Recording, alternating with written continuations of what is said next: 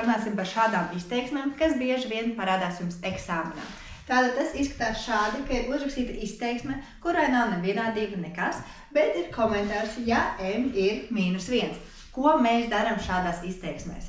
Pirmkārt, ja viss jau ir uzrakstīts normāla formā, tātad diezgan kodolīgi, tad jau uzreiz mēs ieliekam -1 m vietā. Atceramies, ja ir 5 m, tad starp tiem ir reizināšana. Izteiksme izskatās 5 reiz -1, -4. 5 reiz 1, 5, pozitīvs skaitlis reiz negatīvs skaitlis, -5. 2 mīnusi veido -9. Atkal šāds piemērs, ja x ir 6, ieliekam iekšā izteiksmē, aprēķinam 2/3 reiz 6 plus 1. 2/3 reiz 6/1, saīstam to, ko varam, abi skaitļi dalās ar 3, 1 un 2, sanāca 4/1, jeb 4 veseli.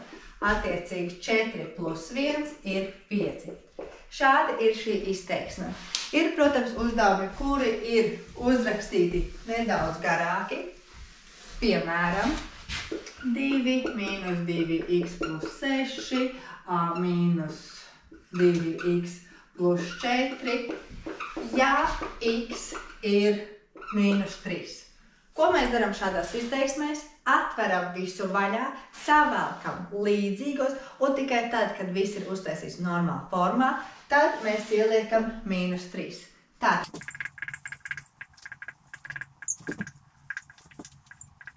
Tātad mēs esam uztaisījuši normālā formā, mēs esam uztaisījuši, ieliekam x vietā mūsu skaitli, iegūstam -, reiz - veido plus, 6 reiz 3, 18, plus 8 ir 26.